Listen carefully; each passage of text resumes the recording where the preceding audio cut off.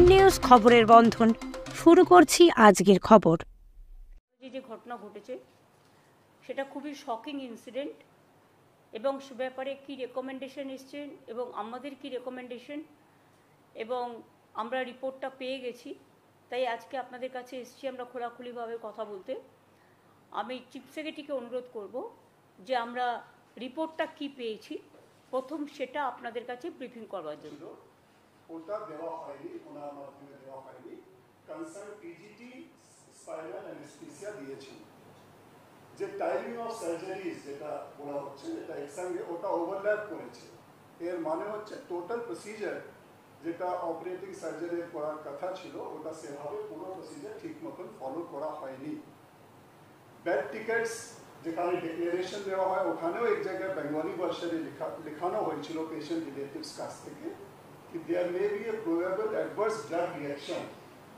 এটাও যেটা সেলের বুঝলেটার ব্যাপারে কথা হয়েছিল সেটাও আমরা এলাম ইনকোয়ারিতে, এরকম একটা ডিক্লারেশন লেখানো হয়েছিল।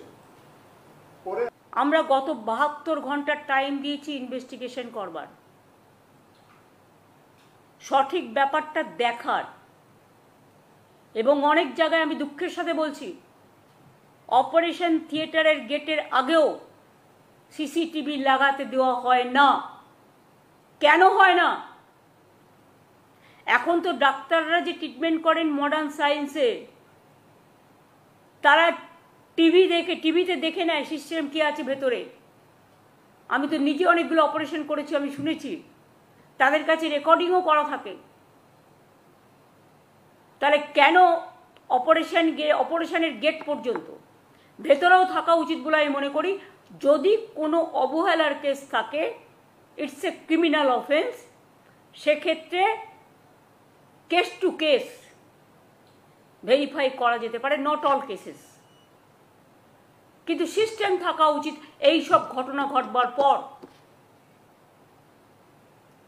এটা ঠিক প্রাইভেট পেশেন্ট যারা, তারা অনেক সময় চায় না যে আমার অপারেশন কেসটা বাইরে দেখানো হয়, আমরা দেখাবো না। কিন্তু গেট পর্যন্ত কে যাচ্ছে, কে আসছে, কখন বেরোচ্ছে, কারা বেরোচ্ছে, কারা উটিতে যাচ্ছে, কতক্ষণ থাকছেন, সেগুলোও দেখবার অধিকার নেই। আমি নারায়ণকে বলবো, হেলথ সেক্রেটারিকে অ্যান্ড সিএসকে, অল অপারেশন গেট পর্যন্ত সিসিটিভি ইমিডিয়েট লাগিয়ে দেওয়া। আর যদি কেউ না বলে তাকে বলুন প্লিজ, আপনার কাছে হাত জোর করে বলবো আপনি ছুটি নিন, অন্য জায়গায় গিয়ে জয়েন করুন। আপনাদের স্বাস্থ্য পরিষেবা মানুষকে যদি বাঁচাতে না পারেন, আপনার ভুলের জন্য একটা জীবন আমরা হারাতে পারি না। অনেক সময় আমি দেখেছি একটা অ্যাক্সিডেন্ট কেস গেল, প্রথমেই জুনিয়ররা দেখে বলে দেয় মারা গেছে, নিয়ে চলে যান। তাকে তো আমি চেষ্টা করবো অ্যাটলিস্ট যদি কোনোভাবে বাঁচানো যায়, তাকে লাইফ সাপোর্ট দেবো, তাকে আমি আইসিসিউতে নিয়ে যাব। তার পরিবারটা তো দেখবে যে তার অ্যাটলিস্ট চেষ্টা করা হয়েছে। অনেক কেস তো এরকমও আছে যে কোমায় চলে যাওয়ার পরেও ফিরে এসছে, টাইম লাগে, কিন্তু এরকম অনেক উদাহরণ আছে। কাজে পত্রপাঠ বিদায় দেওয়াটা আমাদের কাজ নয়, মানবিকতার দিক থেকে দেখাটা আমাদের কাজ। কাজে সিএস যে কথাগুলো আপনাদের বললেন অফিসিয়াল লেভেল থেকে, after the recommendation received, the investigation report receive করেছেন যেটা ফ্রম দ্য ডক্টরস টিম যাদের পাঠানো হয়েছিল এবং সিআইডি টিম, তাদের রিপোর্ট কিন্তু মিলে গেছে। ফলে আমাদের একটা দায়িত্ব বর্তায়। মানুষ তো আমাদের কাছে কোয়েশ্চেন করতেই পারে যে এত কিছু দেখার পরেও আপনারা কি ব্যবস্থা নিলেন, সরকার কি ব্যবস্থা নিয়েছে। আমি যে পয়েন্টগুলো বললাম না, সিএস বলে দিয়েছে এবং আমরা মনিটরিং করি। এমনকি পিডব্লিউডিকে এটাও বলা হয় যে এসি মেশিন ঠিকমতো কাজ করছে কিনা সেটা অডিট করবার জন্য। মেডিসিন স্টোর থেকে মাঝে মাঝেই অডিট করবার জন্য এক্সপায়ারি ওষুধ কেউ ইউজ করছে কিনা। এই যে স্যালাইনের কথা আপনারা বলছেন, অনেক স্টেটে এখনো চলছে, খোঁজ নিন, তারা কিন্তু এটা ব্যবহার করছে। এর মধ্যে অন্য কোনো কাহিনী থাকতে পারে, আমি এর মধ্যে যাব না। আমরা বন্ধ করে দিয়েছি। আমরা ভালো করে এটাকে রিটেস্ট করব, তাই তো? রিটেস্ট করব, আর যদি অল্টারনেটিভ ভালো কিছু অ্যাভেলেবেল হয় সেটাকে দেখতে বলবো। এটা খুব সিরিয়াস ব্যাপার, দরকার হলে সিনিয়র ডাক্তারদেরও এখানে রাখতে হবে যারা এসব কাজগুলো করেন। এই যে বাচ্চাটি জন্মাতেই পারলো না, জন্মেছিল কি মৃত? বাচ্চাটা আছে, বাচ্চাটাকে দরকার হলে পেডিয়াট্রিক সেন্টারে নিয়ে এসে ভালো করে ট্রিটমেন্ট করো না।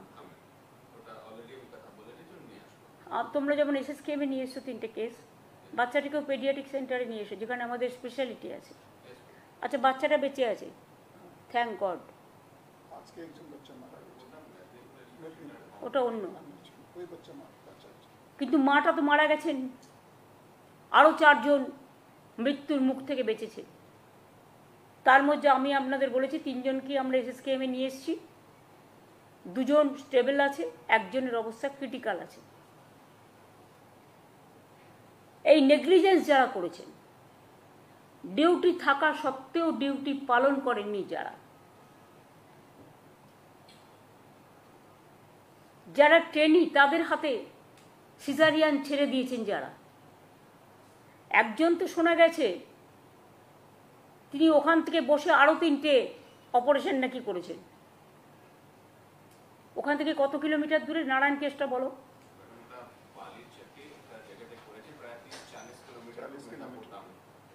মিদনাপুর টাউন থেকে বালিচক, ওটা ডেবরা বালিচক, আপনারা জানেন, সেখানে গিয়ে করেছে। রেজিস্টারের নাম পাওয়া গেছে, যার দায়িত্ব ছিল। এই জন্য আমরা মনে করি মানুষের জবাবদিহি করার অধিকার আছে। আমি চিকিৎসকদের প্রতি সহানুভূতিশীল, আমি সবটাই মানবিকভাবে দেখি, কিন্তু যেখানে অন্যায় হয় তাতে আমাকে শত সমালোচনা করলেও আমার কোনো যায় আসে না। মানুষের দিকটা দেখাও আমাদের কর্তব্য, দুটো দিকই দেখার।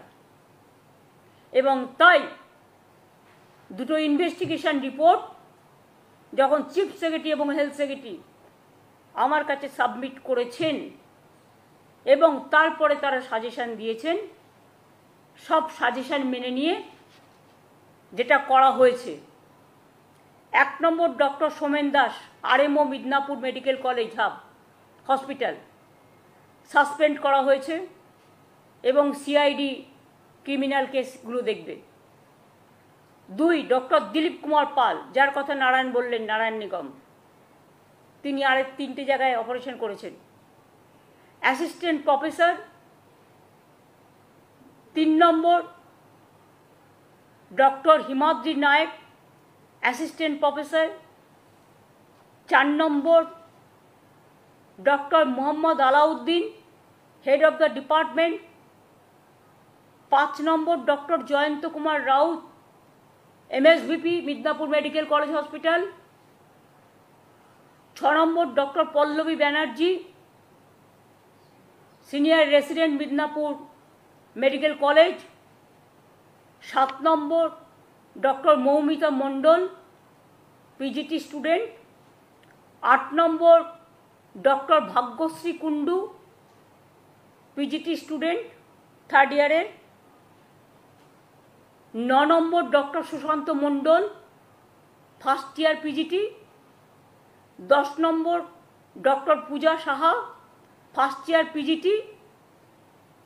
11 নম্বর doctor Manish Kumar, 1st year PGT anaesthesia. 12 নম্বর ডক্টর জাগৃতি ঘোষ, 2nd ইয়ার PGT anaesthesia Midnapore medical college. এই 12 জনকে সাসপেন্ড করে দেওয়া হলো, along with pending investigation by the CID.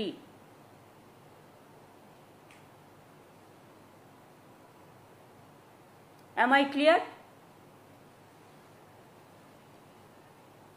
যে কজন সেদিন ছিলেন দায়িত্বে এবং নেগলিজেন্সে, যাদের জন্য এই কাণ্ডটা হয়েছে, তাদের কাছে যদি অন্য পেশেন্ট পড়ে কী করবে তো আমরা জানি না। মানুষকে তো বাঁচাতে হবে।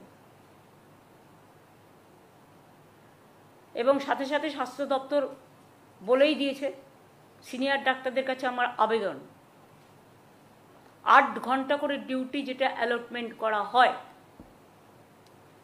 অনেক সময় আমাদের কাছে ইনফরমেশন আসে তারা সকালে যায়, বায়োমেট্রিক্সে সই করে, কিন্তু 2 ঘন্টা থেকে বেরিয়ে চলে যায়। অনেকগুলো প্রাইভেটে হসপিটালে নার্স অপারেশন করে তাদের মধ্যে কেউ কেউ ফিরে আসে, সবাই নয় কিন্তু ম্যাক্সিমাম। গরম পানীয়র জন্য বিশ্বমানের flask, micro oven, mixer grinder, induction সহ আধুনিক রান্নাঘরের সামগ্রী উৎপাদন সারা বিশ্বে আলোড়ন সৃষ্টি করেছে বড়সিল। পাশাপাশি বিশ্বমানের সোলার গ্লাস, যা সোলার সিস্টেমের অন্যতম সামগ্রী তৈরি করে, সারা বিশ্বে নজির গড়েছে বড়সিল। দেশের বাজারে পাশাপাশি বিশ্ববাজারেও সব প্রতিযোগী কোম্পানিকে পিছনে ফেলে এগিয়ে চলেছে ভারতের বড়সিল। মাদকাসক্ত যুবকদের জীবনের মূল স্রোতে ফিরিয়ে আনছে চুঁচুড়া নবজীবন ফাউন্ডেশন। আজ থেকে 7 বছর আগে পথ চলা শুরু হয়েছিল এই সংস্থার। হুগলি জেলা থেকে শুরু হয়েছিল নবজীবন ফাউন্ডেশনের কাজ। আজ গোটা উত্তর পূর্ব ভারতে ছড়িয়ে পড়েছে তার ব্যাপ্তি। জেলা ও রাজ্যের হাজার হাজার মাদকাসক্ত যুবকদের মানসিক ও শারীরিক চিকিৎসার মধ্যে দিয়ে সুস্থ জীবনের পথে ফিরিয়ে আনছে নবজীবন foundation.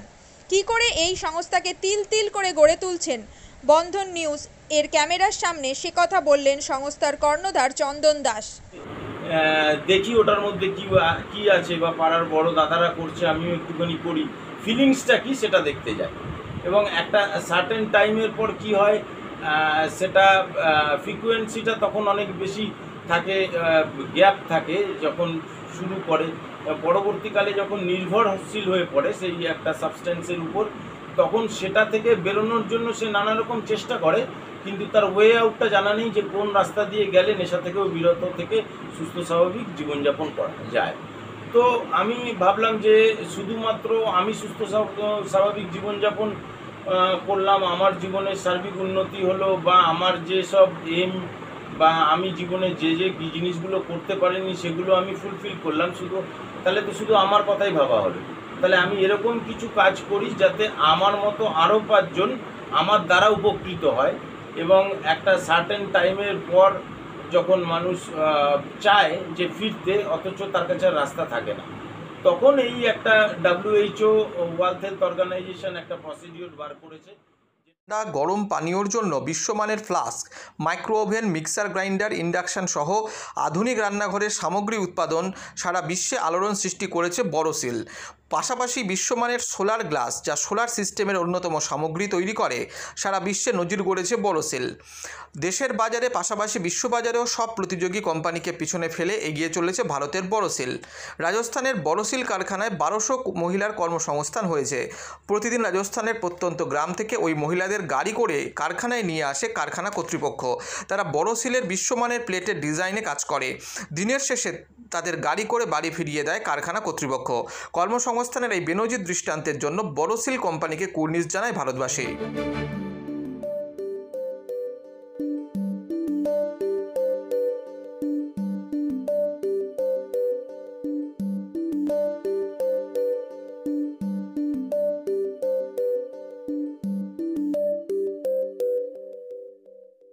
At Borosil, our products touch our customers' lives in many ways. Our philosophy is simple: understand the evolving needs of our customers and deliver solutions to meet them.